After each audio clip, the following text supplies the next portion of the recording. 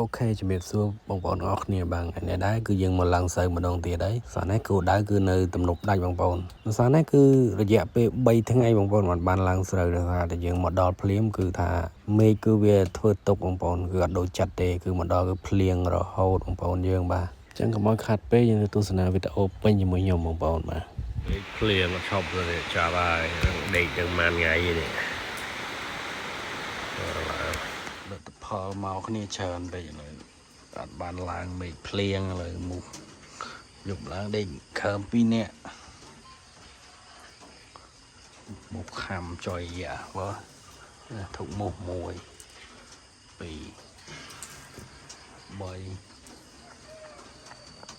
4លៀងរហូតដល់នេះមិនម៉ែលិចយកហឹងមុងមក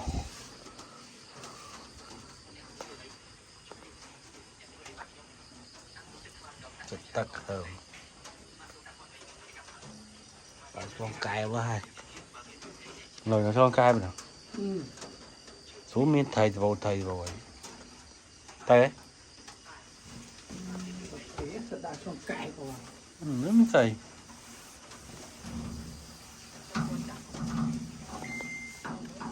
ដល់ជើងភ្នំ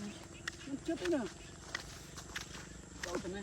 ភាពជើងភ្នំរីឡែកតាមជើងនេះភ្នំអីគេភ្នំដងរែកជួភ្នំដងរែកជួភ្នំដងរែកមកបោះតង់ឥឡូវមានអារម្មណ៍មិនដែរពេលយើងដើរទស្សនកិច្ចតាមជើងភ្នំមិនបើកភ្នែកយើងបើកភ្នែកភ្លៀងតែម្យ៉ាងមិញបងប្អូនយើងភ្លៀងរហូត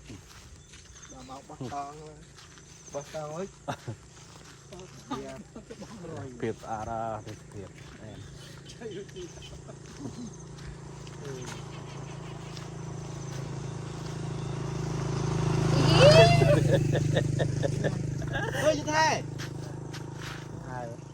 អូខេបងប្អូនអរគ្នាបាទបន្ទាប់ពីយើងដេក3យប់3ថ្ងៃមេឃក៏ចាប់ផ្ដើមរាំងហើយមានពន្លឺខ្លះៗចាប់ផ្ដើមបើកថ្ងៃបងប្អូនបាទបន្តិចទៀតពួកយើងឲ្យម៉ាស៊ីនចោះឆូត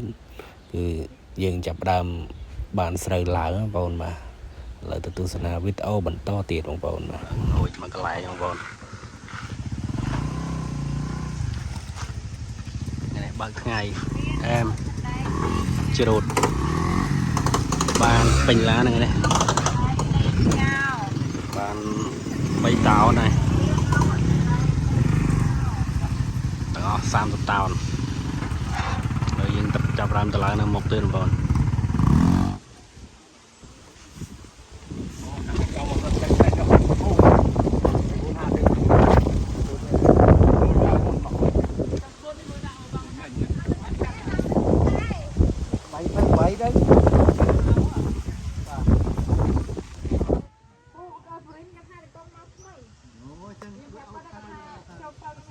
បាត់គូតមកវិញ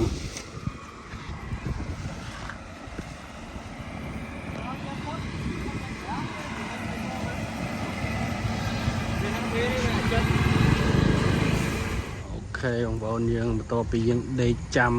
ទឹកភ្លៀង3យប់3ថ្ងៃឥឡូវឡើងពេញហើយបងប្អូនបាទ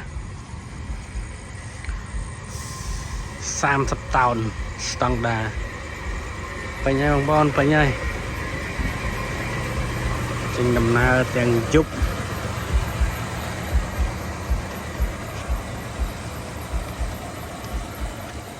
អូខេបងប្អូនបាទអញ្ចឹងវីដេអូយើងគឺមានតែប៉ុណ្្នឹងបងប្អូនបាទខ្ញុំអត់សូវបានថតឲ្យបងប្អូនមើលពេញដោយសារតែខ្ញុំជាប់រវល់កត់ស្រូវបងប្អូនបាទកត់ភ្នែកជិះអញ្ចឹងមានតែថតកាត់ជូនបងប្អូនទស្សនាបាទអញ្ចឹងបន្ទាប់ពីយើងធ្វើដំណើរមកគឺយើងបានជួបបងប្អូនយើងបងមេគាត់អ្នករត់ឡានដូចគ្នាអញ្ចឹងណាហើយក៏យើងអែបចោះជជែកគ្នាភាសារឿងការងារបន្តិចបន្តួចហើយក៏បន្តដំណើរទៅមុខទៀតអញ្ចឹងណាបងប្អូនបាទអរគុណបងប្អូនសម្រាប់ការទស្សនាទាំងអស់គ្នាបាទអរគុណច្រើន